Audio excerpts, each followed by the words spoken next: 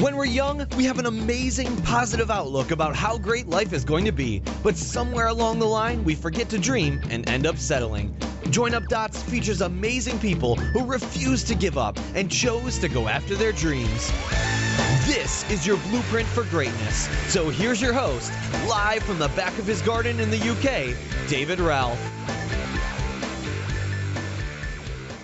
Good morning, everybody. Good morning, all the 102 countries that listen to us on a daily basis. I hope you are fine, and I hope you're ready for some inspirational content, because we've got a great one today. We really have. I've got a chap who's actually been booked in 3 times, and the last 2 times I've had terrible internet connections and issues. So it's an absolute delight that he's hung around long enough to be on the show today. Let me introduce you to him. He's a man that from the age of 5 knew what he wanted to be. A millionaire. But unlike many of us who have that dream, he set out on a path that led him to achieving the majority of his dreams by the age of around about 23, 24. He had the big house in Florida, the time freedom, and everything else that you've set your heart on at an early age. But what do you do when you get to that point and you kind of feel flat? What do you do when you find the process of getting there was better than the goal itself? Well, he set out to change other people's lives across the globe by teaching the world to become conscious in their actions. He believes that we all have it in us to break free from our financial restraints and gain the independence finally that we deserve by quite simply becoming conscious of our actions. But how did he come to that realization, and how did he turn his father's failing business into a success that he can now share with the world? Well, let's find out as we bring onto the show to start joining the dots of his life, the one and only JV Crum III. How are you, JV? David, I am excited to be here, and I'm wonderful. I'm in Florida where it's sunshiny and the ocean is fabulous. It's just 6 blocks from my condo, so I'm in a wonderful mood, and it's a great day.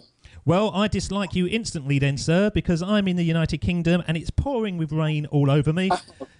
So, I'd rather be in Florida walking around. I'd say this a lot because I've spent a lot of time in Florida, and when I speak to Floridians, does it annoy you the amount of English that flood there on a daily basis? Do you try to separate yourself from the UK maddening crowd that come across? Well, it's interesting. We didn't discuss this, but I happen to be in love with the English people. My parents, we had all these financial difficulties, but my mother was really ahead of her time, and she had a great vision for my life.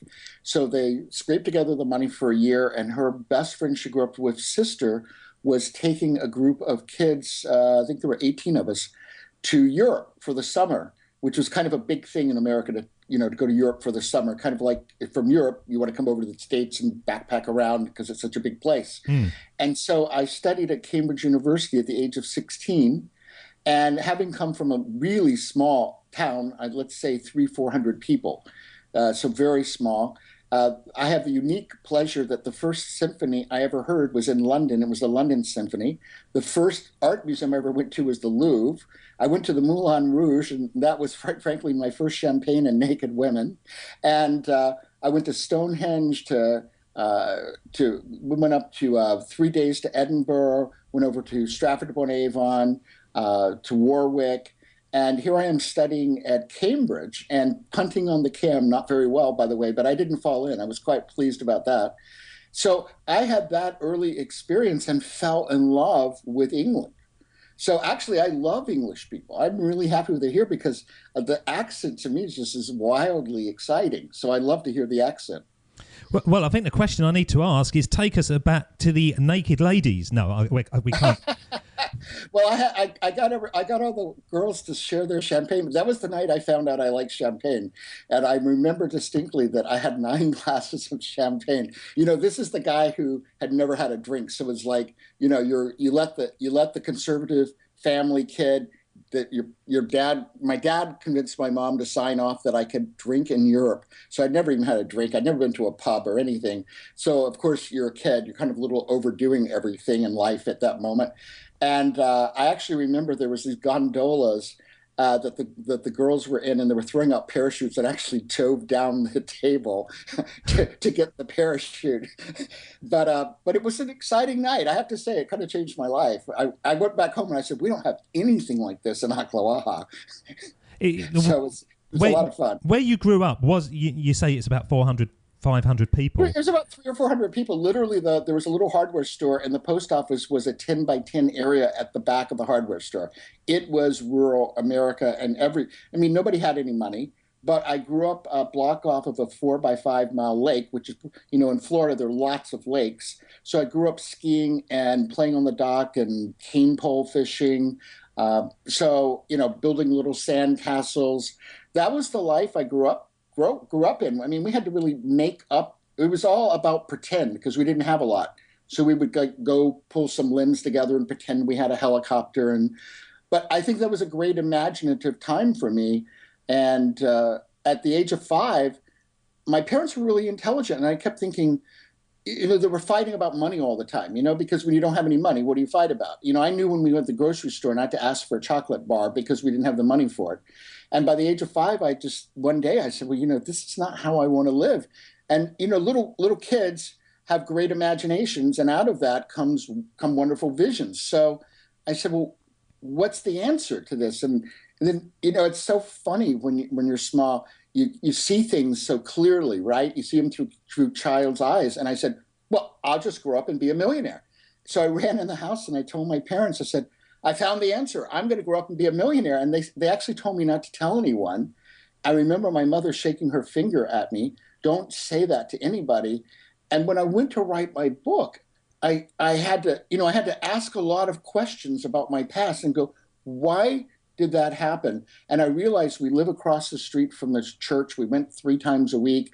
And my parents, part of the reasons probably was a belief system that they really had a strong belief that if you had that much money, you had to have done something wrong in order to get it, because that to them was a great deal of money. And therefore you had to have committed some crime or not been fair to people. So a lot of people, because I have the master's in psych, so I do also a lot of work with mindset, I have discovered that a lot of people have deep beliefs about worthiness, about deserve, about it being okay to have money, that it's wrong to be wealthy, and that it's somehow better.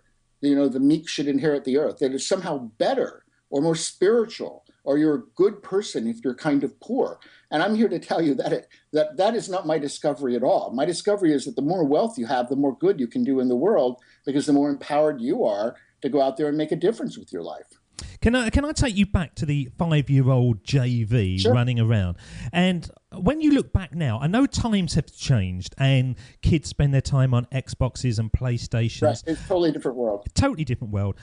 Do you look back at those times and think to yourself, we have lost something that we shouldn't have lost? If we had the chance of going back, because I've got kids and they can't entertain themselves. If we have a power cut, we just say, oh, just do something to entertain yourself, make up a game or something, and they just can't. Do you think that's something that's sad, or is that just progress? I think that part of it is not progress. I think that we're losing part of the authenticity of being a human being, and it's that creative spirit. And it actually concerns me because you think when you come out with a book, you get the demographics and you learn who's going to buy the book. It's not people in their 20s for the most part, because we've got this new culture that 140 characters is a novel. And I think we've lost that in one way we've never been more connected, and that in another way we've never been less connected, because the connections are becoming less authentic and less real, and we're distracted on the external. And I think what happened for me was that I was always kind of on this unique spiritual inner personal journey. And if I had all this distraction on the external, I don't know if that would have happened the same way. So in this regard, I've certainly contemplated, wouldn't it have been nice to have grown up and you had the limousine and the mansion and all that? But on the other hand, I think in my case, I think that I wouldn't have ended up me. I wouldn't have ended up who I am and all the unique pieces that are authentic for my journey, because coming up in the country where there really wasn't that much externally, I literally had to learn how to create. There were 8 kids within 3 years of my age. So the question was never, who do you want to play with? The question was, do you want to play or do you not want to play? Yeah. And then at 5 o'clock, it would get dark, and I didn't have any siblings. So, of course, everybody goes home. So from 5 o'clock on, I pretty much had to learn how to entertain myself. And so I would take out my building blocks and I would build things. And I had my little train and it went around in a circle, but somehow it amused me for hours at a time. But I would create from the internal because I didn't have a choice. And I really learned how to be very much at home with myself much earlier than I think people do today. And that's helped me because I've traveled all over the world by myself. And people go, "Don't you feel lonely?" And I go, "No. First of all, I'm on a journey in which I'm observing. And I'm on a journey in which I'm somebody who just starts talking to the person next to me. So I never feel lonely. I'm just out there exploring and experiencing the world. But you have to be at home with yourself before you can do something like that." Because the fascinating thing, JB, in all the conversations that I've been having, and you mentioned building bricks there, and when you said that, I thought, yeah, I can see that totally. Because what you're doing as an adult now is building something. You're building people's dreams, you're building your own financial independence, all that kind of stuff.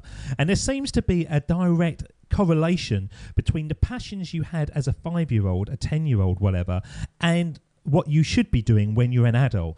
But it's that bit in the middle where you forget to dream, you forget to follow your passions, and you just go down the path which is expected of you. And I think a lot of that nowadays is going to get worse and worse and worse, because I don't think people are giving themselves a chance to dream just because of the speed of life and the speed of connectivity and the speed of text messages flying around. Everything is so instant, we're just reactive instead of actually being visionary. Is that a naive point of view? No, I think that it's accurate. And actually, there's another thing going on. And I can't speak to it in the United Kingdom because I'm not quite certain what's going on there. But I imagine it's probably quite similar. There's a whole new approach that is a very big disconnect with people in their 40s and 50s, which are most of my friends, is that when just 20, 30 years ago, it's not that long ago, resume building meant that you went and found something and you were there for a few years to establish that you really could learn a set of skills and that you had continuity from one day to the next and that you could make commitment and that you could be loyal, all of this. And today, resume building means you do something for 6 months, you quit, you go do something else for 6 months, now you quit. And as someone who's building a new business, this is not very attractive to me, that I want somebody who's going to come in and in 6 months, it takes 6 months before somebody really begins to even know what they're doing and understand the company and really get comfortable in their own skin. And then they want to leave and you've just invested. And your whole idea as an entrepreneur is that you want to build something. So I'm looking for people who want to take a journey and they buy into the vision of how we're helping people and they want to be around at least for a few years. And I'm finding a big disconnect that, and I go, no, I think this is a very strange value that says not being committed and not having time to really learn anything in depth is great resume building. It's not great resume building. It just says that all you know how to do is hop around in life. And that's hard to find yourself if you're just hopping around. I've had 2 careers, basically. The first one, I worked for a company for 15 years. And the second one that I've just left, I worked for 10 years. And I look at my CV now, and it's basically split into those 2 parts.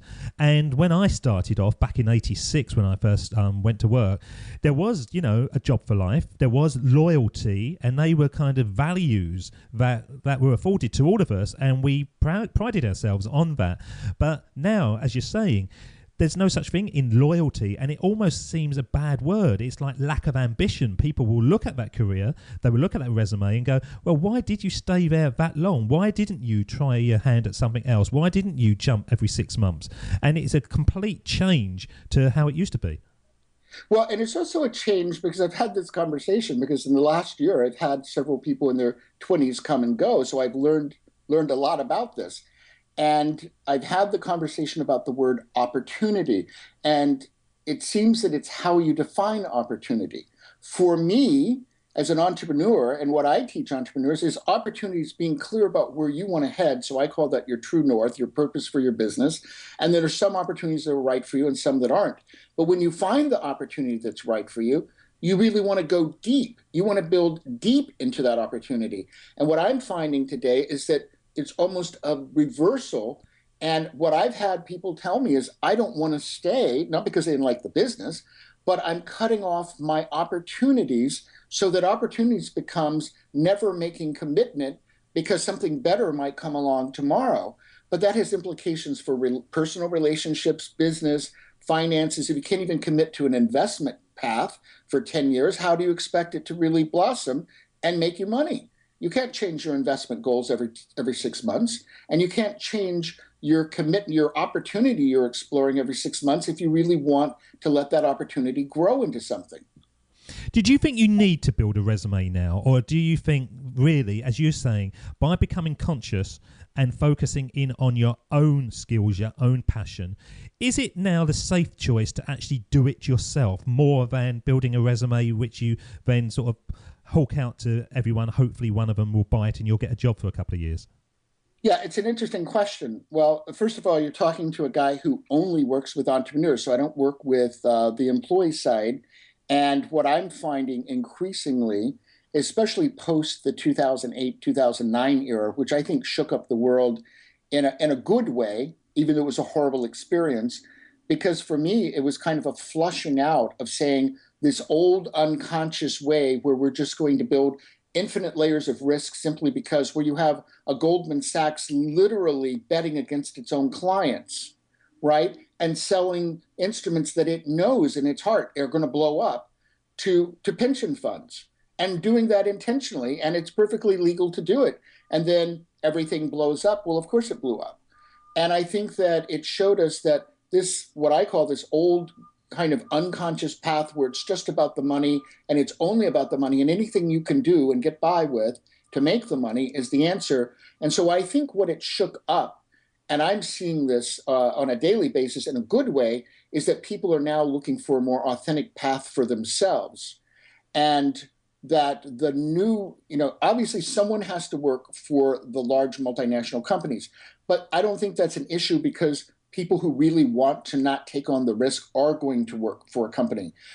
But what is really happening is that a lot of people are now realizing that the true financial independence is finding something they can do and have control over themselves. And I think that's at the crux of this lack of loyalty issue, is that what has happened, and it is true, that if you're on a quote unquote career path or job path, you don't have any control over your destiny, because no matter how loyal you are, political things can happen. And also, you can have these disruptions that are external even to the company, or the company's management makes a bad decision, and all of a sudden it's going to cut 100 people, and you just happen to be one of those 100. So I think more and more people are taking even the solopreneur, which in a way is it's an entrepreneur, but it's not owning a business. Let's be clear. Owning a business is something you can sell, but the solopreneur path is someone who has some skills and figures out how to make their 50 to 100,000 a year, because that's kind of typically the range of what that person's aiming for, which is a good income. They have control. If they want to take their Thursdays off and go to the beach or play golf or whatever it is they like to do, or go skiing, they can take their Thursday off, so they have control over their destiny. I see that as coming up more and more. And the truth is, I think it's a really good path for a lot of people, because now they have control and they can choose to do something that brings them joy and happiness because they've chosen to do something they enjoy. I think that is the big future everywhere in the world. The key word that really struck me when you was talking then was the fact that the guy who wants 50 grand chose that was it was almost like a mental limit that they had chosen. Is it as simple as that? In many ways that oversimplifies it, but in many ways it doesn't oversimplify it, because the truth is the questions we ask ourselves, because that's how it all starts. I mean, at 5, I said I'm going to be a millionaire, and the next moment I started thinking about how I was going to be a millionaire. And so in building my own business and in working with clients, it's the same thing. If you ask the question, how can I make $10,000? Your mind is going to start generating answers. That's how our minds work. If you ask the question, how am I going to make $100,000? Your mind's going to start generating a different set of answers that are about how you make 100. And if you go, well, how do I make $1 million this year? Your mind's going to start chunking and thinking about different answers. And the truth is, when you go through your day, you're going to see different opportunities, because all of a sudden you're starting to think in different chunks and going, wow, where's that opportunity that could bring in 500,000? Now you're looking at your environment and every person you meet differently because you're looking at the relationship differently and going, oh, this person's doing this, and I might be able to do this and help them. And there might be a joint venture out of that or an affiliate relationship, or this is a client that might be able to bring me $100,000. But if you're thinking about where's $10,000, you're never going to see the $100,000 client. So in many ways, it is the questions we ask ourselves and how big we're willing to think. And here's the fun part of it all. It doesn't take your mind any more work to answer the $1,000,000 question than the 10,000. And it really doesn't take any more actions because there are only so many hours in the day. You're just going to be doing different actions. So the bigger that you can create and allow yourself to ask yourself questions and a bigger vision, the bigger the results you're going to create. And in many ways, it's that strong of a direct correlation. There's these human self-limiting thoughts that we all have. And Right. through these conversations, I still have limiting thoughts. I can't sort of shake them. We all have limiting thoughts because what was an empowering thought yesterday, as we expand today, becomes a new ceiling. And yesterday it was our floor. Yeah, yeah. And it's just how it works. It's like I'm starting a nonprofit. We're doing our first global conscious world. It's called Conscious World Foundation. And so we're reaching out. And in fact, anybody listening to this can get a hold of us. You'll learn how to get a hold of us at the end. And you can even get a hold of us at Conscious Millionaire. And we're looking for youth 16 to 25 who are doing projects that uplift humanity. But I'm starting small, where I'm only looking for 20, 30 people. Maybe 5 or so are outside the United States because it's easier to just look in Florida where I'm at. There are a lot of youth here. But my vision is to be in 160 countries in 10 years, so I know where I want to go. So I'm asking questions about creating the model. Just because I'm starting small, I'm creating a model that can scale and be in 160 countries, touching youth and helping them have what I call the triple win view of you, others, and society winning together, so they learn a different view of success. It's not win-lose, it's everybody wins and the world's better off in the process, and it comes from collaboration. It's a very simple model, and it's self-proving. Whenever we collaborate with one another, if you win and I win, we're going to both win bigger. It's just the way it works. It isn't like you win less because the other person won. You actually win more because the other person won. So everybody's better off. I want youth all over the world to grow up and be leaders that see the world in those answers, because I look out 100 years from now and I go, at the end of this century, I don't find it acceptable that a third of the world would still have no water or no food or no medical care on a daily basis, because that becomes self-proving that if instead they were empowered and they weren't worried about if they were dying tomorrow, but instead they were contributing to the world like you and I can contribute because we actually don't have to worry about those things. How much better off would the whole world be? It would be an amazing world if everybody could be productive and contribute on a daily basis to the world, and everybody else's lives being better, their lives would be better. I agree with you totally. And one of the things that's been coming out of many of the conversations I've been having is the fact that when people have shaken off those self-limiting thoughts and dreamed big, they're actually finding the bigger the dreams, the easier they are, because there's less competition for them. Less people are willing to believe that they can do these things, and so you just kind of sail through. Very interesting point, and I think about it all the time, frankly, because when I start with clients, I say, first of all, the very fact you want to do something with your life just separated you from 80% of the people. Because I find on a daily basis, having to drive around, I have to remind myself I'm going somewhere when I get in a car. I'm not meandering. I have a destination and I'd like to get there. But the truth is, most people are not aware of it. They're not conscious of the fact, but they don't have any direction for their life. They don't have any, where do I want to be in 10 years? Therefore, any action today is just about as good as any other action. And when you start going forward and wanting to accomplish something, very quickly you can get in the 5% who really want to rock and roll and do something with their life. And what's even more amazing is that as you begin to move in there, you start resonating in that way. And all of a sudden you start having a group of relationships and friends and people that you meet at conferences or the coffee shop or the pub. all of a sudden you start meeting a different person because you're resonating in that way and you're thinking in that way. And that in and of itself makes it easier because I'm at this moment looking out and constantly going, okay, I now have a group of friends that, they're looking at their 7 and 8 figure incomes, and they're all good people who want to use a good portion of that money just to help the world become better. But those are the kind of people I resonate with because that's how I think on a daily basis. Fascinating, isn't it? And I was interested, you said 80% don't take action, 5% rock and roll. So what about the sort of 15% in between? What are they doing? Well, I think that's really the process of the group that are becoming what I call awakening, that they're waking up and becoming more conscious. I mean, let me just give this to your audience right now. One of the things in my book that it's all built on is this formula of conscious focused action. So the conscious part is, there are a lot of pieces to becoming conscious, but the main one is what's that specific result you want to be at, let's say in 30 days. I like to bring it real short because it makes it much more real. So what is that, and who do you need on your team to get there? Because you're going to need some skills from someone else. And what are your options for getting there? It's just starting that simply, and then looking in your environment and being aware, and then only taking actions that are focused. So it's focused actions, conscious focused actions to get you to that result. And just by following something that precise, you can accomplish any goal that you want.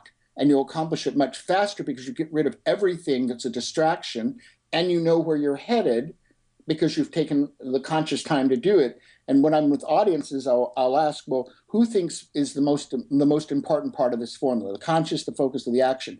What I find is inevitably most of the audience will say action because they've all been told they're supposed to take massive action. And I'll go, actually, I think 80% of it is the conscious, because most people never take enough time to figure out where they want to go or to have any plan for getting there.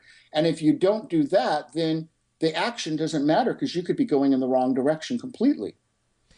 Because so many people in life, they're in jobs they don't like, they're in relationships they don't like, but they're unwilling to leave from there because they have this kind of... And that's about deserve and worthy. Yeah, that's right. They have a mental fear, don't they, that the next thing's going to be even worse than they've got. So they're just put up with what they've got.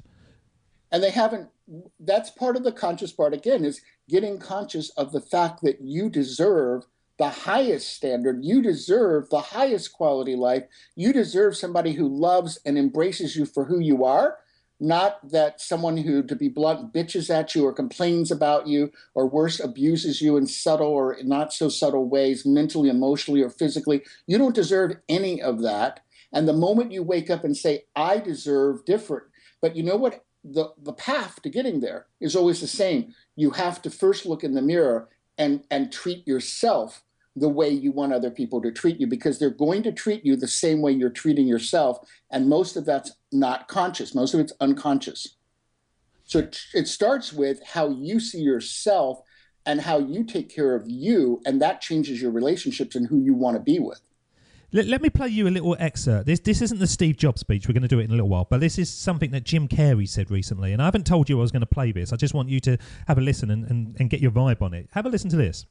My father could have been a great comedian, but he didn't believe that that was possible for him. And so he made a conservative choice. Instead, he got a safe job as an accountant. And when I was 12 years old, he was let go from that safe job. And our family had to do whatever we could to survive. I learned many great lessons from my father, not the least of which was that you can fail at what you don't want. So you might as well take a chance on doing what you love. That's pretty spot on to your life, isn't it? It is, and that actually relates to I was thinking about when you were playing that, and especially because of LA. I actually did my first graduate degree in Los Angeles, and about 2 months ago, I was out in Los Angeles, so I looked up the apartment that I lived in, and it was a dump then, and it's still a dump. It's about 3 blocks away from Grauman's Chinese Theater, which was a real grungy area. It was a small little studio apartment, and I can still see it right now. It had orange shag carpet. It was really horrible. It was $160 a month, and I literally, for a solid year, ate on $5 a week. And it made me very disciplined. I can assure you that. I knew exactly how to eat on $5 a week. And I had the cheapest car in America by $100 only because it was the cheapest car in America. So it was the cheapest payment. And I used to go drive because remember, I was the little boy who grew up and he was going to be a millionaire, right? So that was this driving internal part of me. So I used to go driving in Beverly Hills. It was about 10 miles away and looking at these huge mansions and dreaming that this is really what I wanted. And one day I came up to a four-way stop sign and it was like out of a movie because here I am in this yellow Datsun B210. They don't even make Datsuns anymore. And so just think this yellow, bright yellow car, small, and I'm at the stop sign, and here comes a Rolls Royce and stops. And here comes across from me a Rolls Royce and stops. And here to the left of me comes a Rolls Royce and stops. And it's me and my little yellow Datsun B210 and these three beautiful, gleaming, Rolls Royces. And I wanted to crawl under my seat. But the other part of me looked at him and I said, I'm supposed to be in that car. I'm not supposed to be in this car. I'm in the wrong car. And within 3 years, I had my Mercedes, which was the first great car that I had, and my beautiful home on the water, because I knew that I was in the wrong car. And I believed it strongly. I'm in the wrong car. I'm supposed to be in a car like that. And that was part of claiming the life that I wanted a different lifestyle. And I wanted everything that represented. I wanted to be able to go to the nice restaurant, not be eating 12. Literally, I went up, there were a lot of Mexican people in Los Angeles, and I went up to the Mexican women saved my life. I went up to all of them in the grocery store, and I'd go, will you teach me how to cook Mexican food? Because I knew the ingredients didn't cost much. And I would literally soak my beans for 48 hours that were dried beans so they'd get super big. And I made 12 big burritos and my own sauces and everything every week and ate 12 burritos a week. And that's how I got through that 12 months of $5 a week for food. Did you think you could go back? Because you seem somebody who hasn't lost his core essence. I think, if you went back to your 5-year-old self when you was making up your games on the beach and everything was poor, do you think if you lost everything now, you would actually be able to survive? You'd be quite happy with it. You could understand that, this is how the majority of people live their life. Well, yeah, an interesting thing happened. When I sold companies, because I built these companies and then I wanted to go on and do my own thing. So I sold them in 97, which took convincing my father, because at that point I owned 50% of them, and sold them. Then I got involved in the stock market and I was doing really well, but I got over leveraged. And then we had this little thing called 2011 and I had to sell out, and I lost the bigger part of my cash portion of what I had. Thank God I had a lot of real estate. So I had 2 years where I had income coming in, but I had to lease an apartment because I'd sold my house, so I lost that money. I had to lease an apartment, and it was in Denver, so I leased a nice apartment, but it left me literally with a budget of $150 for the entire year for entertainment. And I said, well, I sat in that apartment figuring out what I was going to do next, and I was profoundly unhappy. But I said, I coined a phrase, being a broke millionaire. And it's just such a thing. I didn't have the cash flow. I had the net worth on the balance sheet, but I had lost so much cash. So I had to sit there and figure it out again from a different perspective. And in that perspective, having the balance sheet didn't matter because I didn't have the cash each month to live the way I wanted to live. And I never thought I would have that experience again, given everything that I had accomplished. And it really brought me home to what was most important and taught me. And I said to myself, I'm really kind of, depressed over this, which I was. And then I said to myself, when you're able to be happy without having the cash flow you've gotten so used to, because at some point you're just used to being able to buy whatever you want to buy because you've gotten yourself in that position. And all of a sudden I couldn't do that. And I said, when you're able to be happy with this, you're going to be happy forever, because you're going to be in a whole nother stage of your own evolution. And that's exactly what happened, is that I learned to be happy with that. Then, of course, I went on to make a whole lot more than I had before, because that's the way the thing really works. It's a roller coaster, but if you're in a positive flow to the whole thing, you keep going up. It's not straight up. And I found my happiness in a deeper part of who I am. And I really think that goes back to how I grew up, because when I was in Los Angeles, after 3 months, This was a city at that time that had 8 million people. Now it has 16, but I don't think it makes a whole lot of difference. It's a lot of people. And I realized after 3 months that this was a very superficial place, that everybody was about having more and having the better body and having the better car. And, this is what the place was about. And I said to myself at the end of 3 months, I said, I can play this game, but they could never play my game. And by that, I meant I grew up in this little town, and I was always very entrepreneurial. I was selling stuff when I was 4 years old. I was always trying to figure out how to make some money. And I took the family lawnmower and I went around, and I had the only lawn mowing business in town. I don't know, but I was the only guy going around mowing people's, there were a lot of older people, and so I would mow people's lawn and get paid for it. But if somebody was sick, I would just go mow their lawn for free, because that was the kind of values I was taught.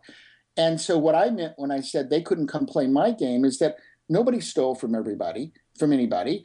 Everybody was really real and authentic. We were just human beings on our journey. And so I grew up learning these very strong core values about having honesty, about being integrity, about respecting other people, about we're all here to help one another. Because when you're in a little town and everybody's kind of poor, everybody helps one another, And on the other hand, the joke in the town was that everybody knew what everybody ate for dinner, because it's just, when it's a really small place, It really is like everybody knows what you had for dinner. But I got a great core set of values out of that have stayed with me, and that I think are the very essence of what I am as a human being. Because both of my parents, it was like a family motto. I'm surprised they didn't paint it on the wall. Every day, it seemed to me every day, and it probably was almost every day, my parents, even when I'm 4, I'm 5, I'm 6, would look at me and say, the world should be better off because you were here. And both of them were very involved in civic activities and giving back and being of value to other people. And they both modeled that extremely well for me. And I think that's why I have Conscious Millionaire Institute. It's why I want to awaken people, and I want to help 1 million people become conscious millionaires. And I have this nonprofit to help youth all over the world, because I see the value of us having a world where everybody starts to resonate with this idea that success is everybody winning, and that for everybody to win, everybody's got to take personal responsibility. There's no such thing as entitlement in that kind of world. It's a world in which everybody's living at their highest place, and they're being their most productive, and they're living with joy and authenticity because they're on the path that's right for them. Now, that may sound a little, Pollyanna, but let's be honest with ourselves. Which world would you rather work to create?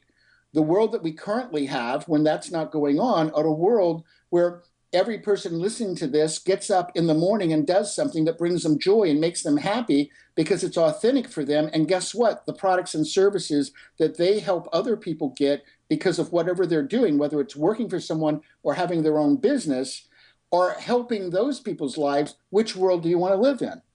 I want to live in the second world. So I want to take my life and contribute and do everything I can on a daily basis to help us have that world, and to wake people up to realize that each of us can contribute to that world simply by living the life that we're here to live. It's not a surprise that you're a success, because obviously you're conscious, and I can understand exactly how that works. But also you've got passion, you've got fire in your belly. And the last thing is, it seems from even the early stages, you had hustle muscle, didn't you? You have been somebody that would hustle with the best of them. Yeah, it's really kind of funny, because my first business, and I looked back and I didn't know I was an entrepreneur. I didn't have any interest in being an entrepreneur growing up. That's the funny part, because my dad was never making any money. So I actually associated owning a business with being broke, because that was my experience of it. I went to college to go to med school, and then just I took my pre-med and decided I didn't want to do that. And ended up taking over the family business at 23, turning it around. I'd never had a business course. It was not what I planned to do. And after 6 months, I said, well, good gosh, I'm kind of good at this. Seems like something I ought to be doing. But it was never my intention to be an entrepreneur, not at all. But then you talk about looking back and seeing life and connecting dots and all of this, is that I realized, my gosh, I was an entrepreneur from the age of 4. My parents that year gave me, it's like every little kid has the thing they want. I wanted a pup tent, right? We're out in the country. I wanted a pup tent. So I got a pup tent, and my grandmother lived with us, which was fabulous. Not having any brothers and sisters, it was great having this grandmother. So there was somebody else around, and we'd pop popcorn, do things together. We were just best of friends. She was a wonderful person. I call her an angel because she was. And we had this tangerine tree. So we saved up egg cartons. I mean, this is how basic it was. And grandmother would help me, and we would squeeze the tangerines. And I'd squeeze them into the little egg cartons. Nobody's going to drink this stuff. But I squeezed it in there because in my little boy way of looking at life, this was my container. And then I set up my pup tent where the high school kids got off the bus because I knew they had some money. And it may not sound like a lot of money, but in 1960, 10 cents, when I got my allowance at 8, it was all of 10 cents. So 10 cents was actually some money. And I sold them my egg carton full of tangerine juice that I'm quite certain they threw away. I don't think they went and drank it.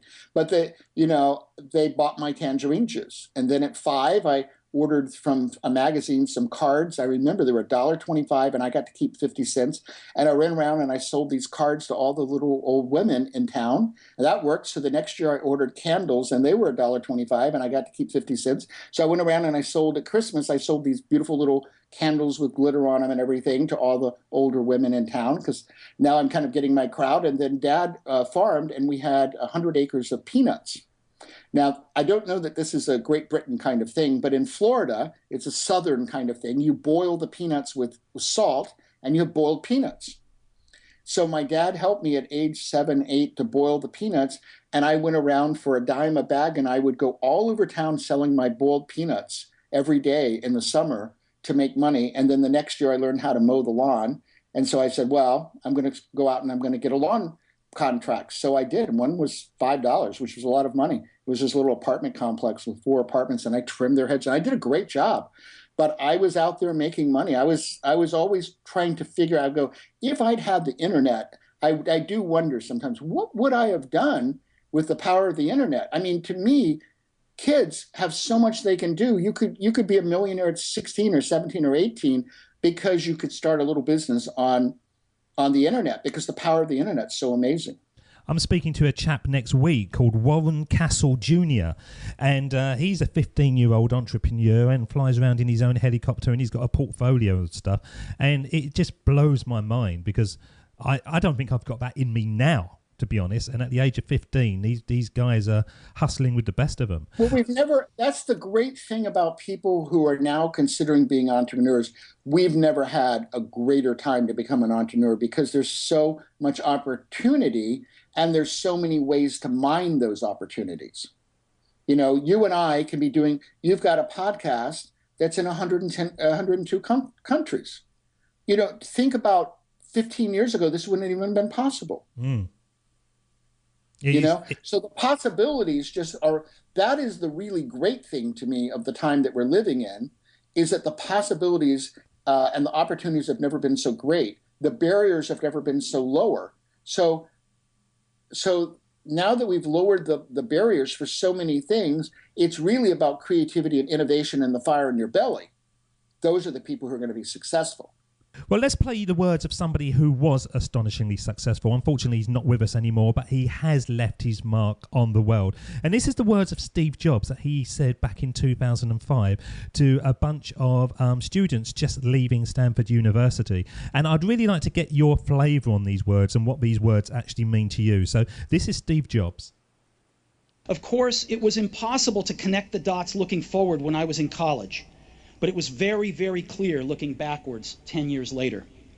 Again, you can't connect the dots looking forward. You can only connect them looking backwards.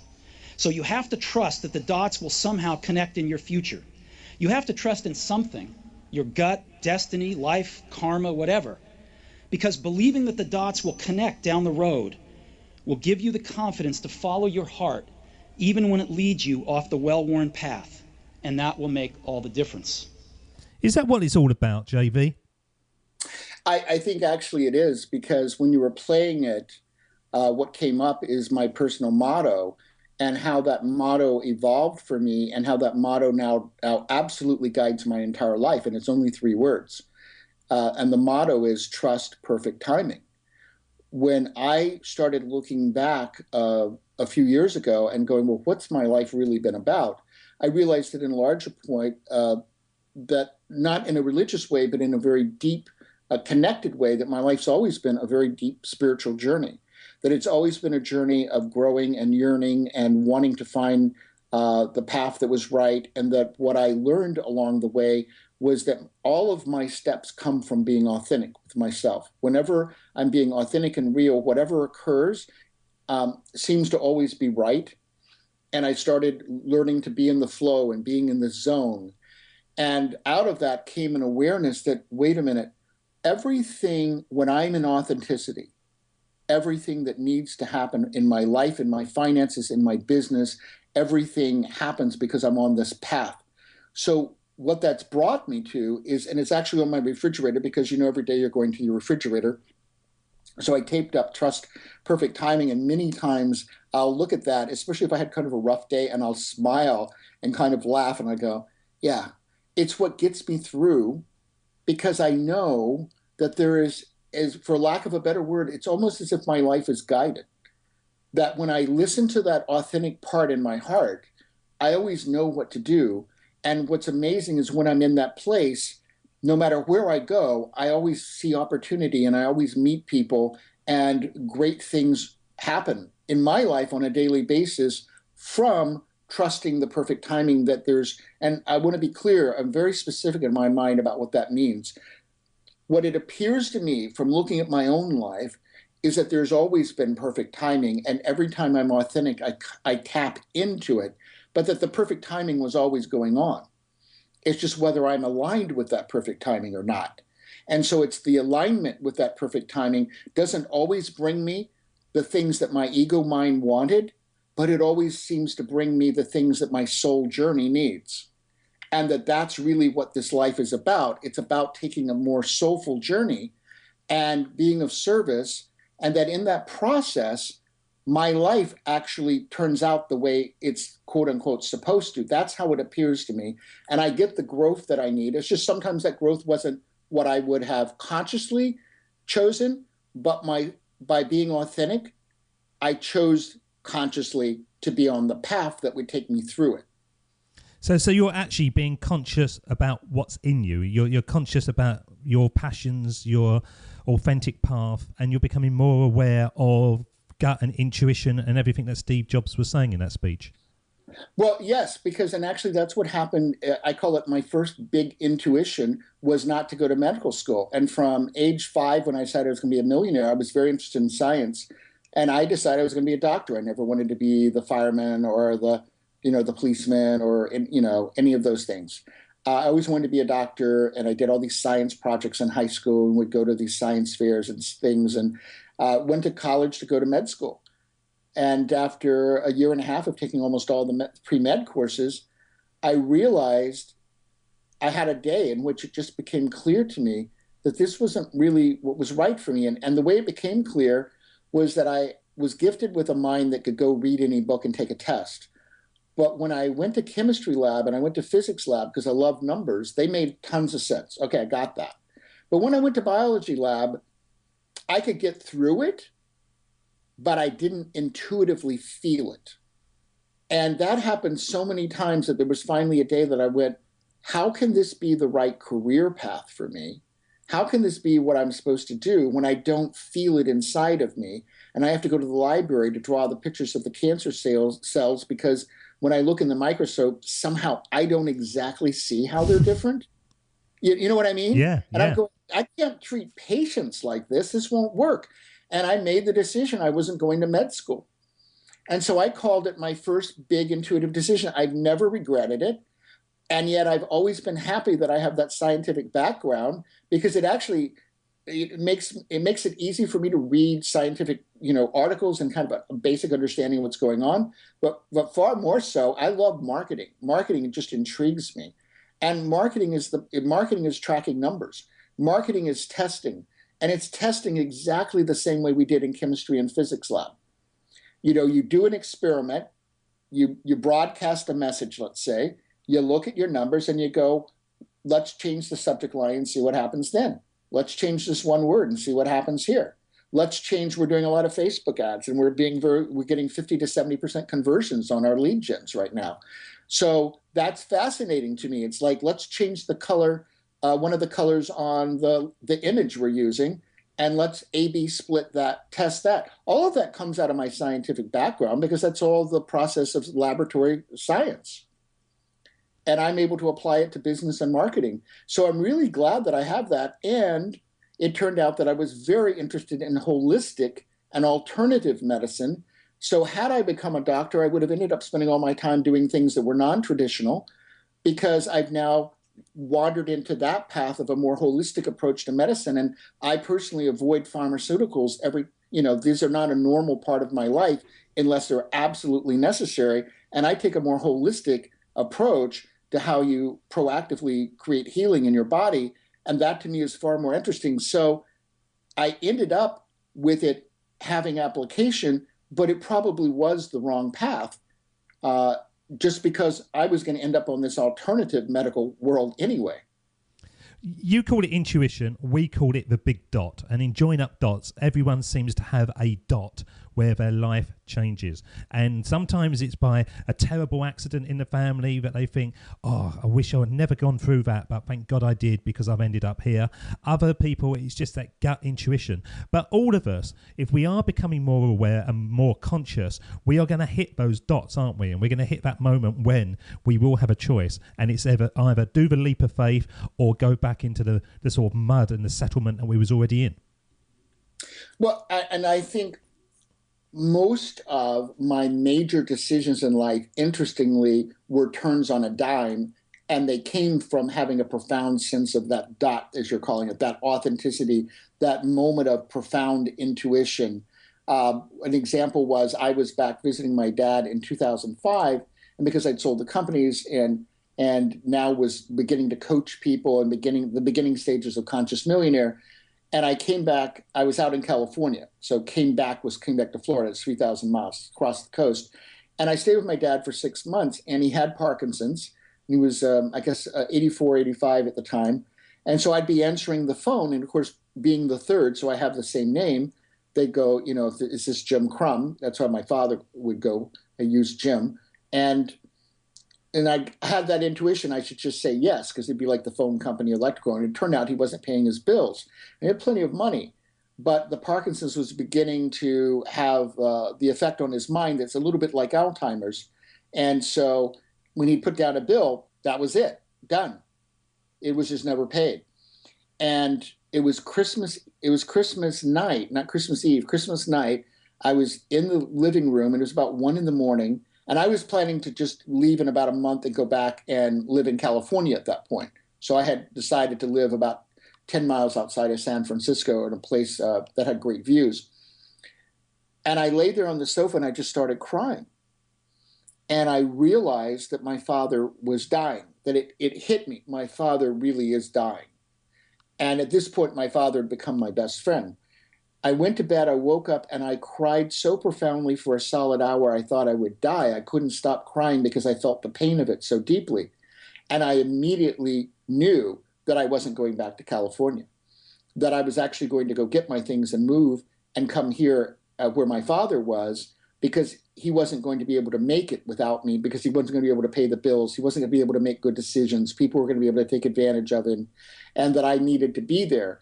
And I knew in a moment, and I had lunch with my dad, and he knew how much I wanted to live in California, and I'd been living in Colorado, so I loved that part of the country.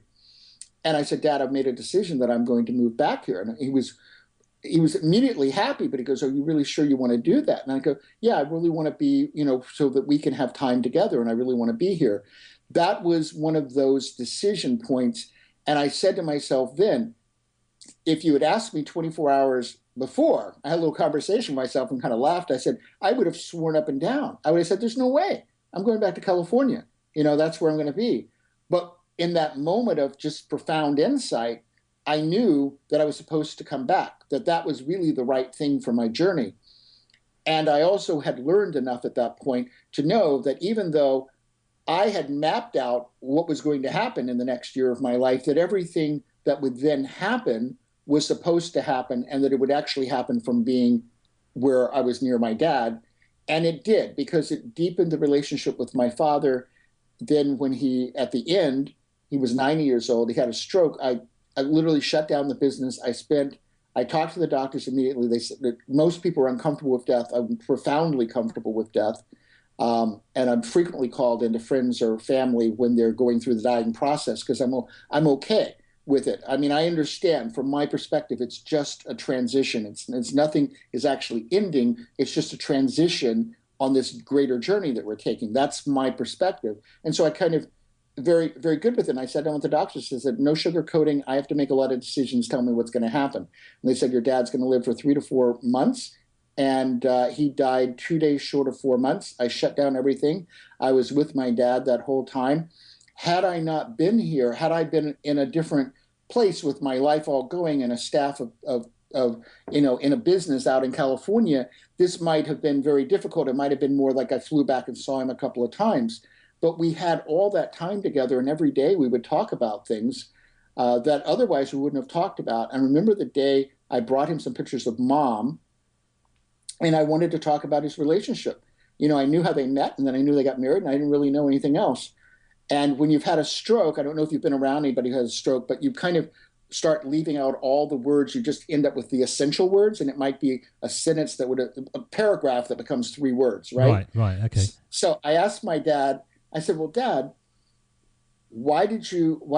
he asked her to marry him. And now my father, and see, to understand, my father was 28 or 30. So this was rather old at that point in time, not to be married. But my father was quite good looking. And let's just say that he had a different lady every week and had no problem with that and was having a good time. And so that's the backdrop. And he meets my mom, who got him snookered, so to say. And asked her to marry him 3 months after they met. And I didn't know that. And I'm like sitting there in shock. I'm like going, my gosh, my dad's mantra about women when I was growing up, he goes, son, I would never ask a woman out on Monday because I might meet somebody I'd rather ask out by Friday. And I go, okay. And so I got what my dad's life is like. I got it. And so I asked my dad, I said, why did you marry Mom? And she looks at me and he goes, smart and good looking. And I said to myself, my God, I guess that really is the answer. If you're smart and good looking, it kind of takes care of a whole lot of other problems. I think that's spot on, isn't it? Yeah, I said, my God, it's brilliant. He met the woman who was smart and good looking and, thinks she'd make a good mother of her, because he told me at another time, I thought she'd be a good mother of my children. And, but that was the profound answer, smart and good looking. And she was smart and she was good looking. And I said, well, it's undeniable. Okay. So 4 months later, they were married. We would not have had those times. I treasure those times, and I'll treasure those times to my last breath, that we had all that together. And I not made the authentic decision and really listened to myself and said, even though you think you want to be in California and you love California, you belong here, and actually acted on it, none of that would have happened. Thank you so much for sharing that story with us. That was really sort of heartfelt. And I want to do something now, which we do at the end of each of the shows, JV, and that's when we give you the opportunity to share your wisdom with your younger self. And this is the part we call the sermon on the mic. And when I play the music, you're going to be transported back in time to your younger self. And if you could have a one-on-one with your younger JV, what kind of advice would you give them, bear in mind where you are now in your own personal experience and knowledge? So this is the sermon on the mic. Here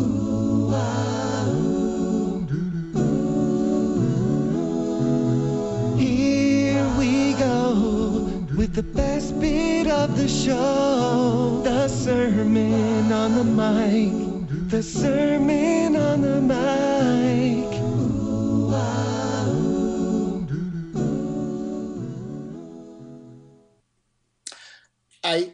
I would have resolved. Everything that we're talking about is the resolved me today. And so I listen to my authenticity and I listen to that wisdom and I act on it on a daily basis. And I think I went through a long period where I was not acting on my authenticity. And that was after I made the first money. And, I had the beautiful home and the Mercedes and I could go to Europe and I had a great life, and all of that was by 25. Then I went to law school and I really wanted to practice law. And I felt an obligation to take care of my dad because he wasn't particularly the best business person. He was a good entrepreneur. He knew where the money was, but he wasn't really good at it. And I gave up the next 12 years of my life to stay in a business that I now no longer wanted to be at. And I would have resolved that in a different way so that I didn't give up my life. I would have figured out a way to help my father without giving up my life. And I think it's one of the reasons I'm so passionate now about telling people to truly make the decisions that are authentic for you, because I didn't make the contribution in the world that I'm now making.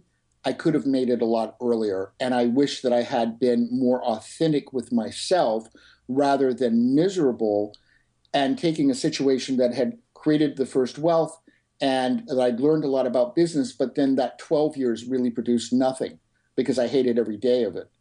Because I wanted to be out doing other things, and I wanted to be doing seminars, and I wanted to be helping people in their personal growth, and I wasn't doing that. So I would have found a way to be true to myself, and instead I wasn't true to myself, and that's the piece I regret, and I would have learned to do that earlier.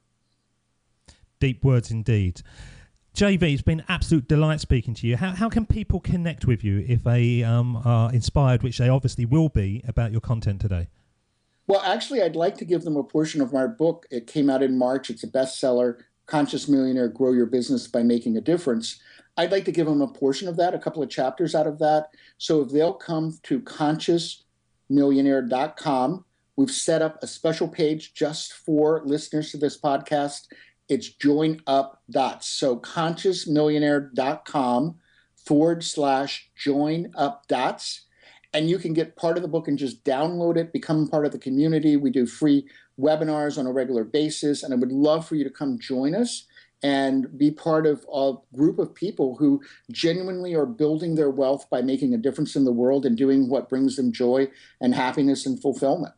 We'll have all the links to that on the show notes. And I'll be honest with you, I've actually read the book in its entirety, and I particularly like the little bits at the end. There's tasks at the end of each chapters, and there's one of those kind of, I don't know, barcodey things where you can sort of get onto a web page and different things. That sort of like, it takes the book into different areas. And they can watch videos on every chapter that tells them exactly how to put that material into action and start getting results in their life and their business. Yeah, hugely powerful. Well, thank you so much, JV, for spending time with us today, joining up those dots of your life. And please come back again when you have more dots to join up, because I do believe that by joining up the dots and connecting our past is the best way to build our futures. JV, thank you so much. You're a great host, and this was a lot of fun. I really appreciate the questions and having the opportunity to just share. David doesn't want you to become a faded version of the brilliant self you were once to become. So he's put together an amazing guide for you called the 8 Pieces of Advice That Every Successful Entrepreneur Practices, including the 2 that changed his life. Head over to joinupdots.com to download this amazing guide for free, and we'll see you tomorrow on Join Up Dots.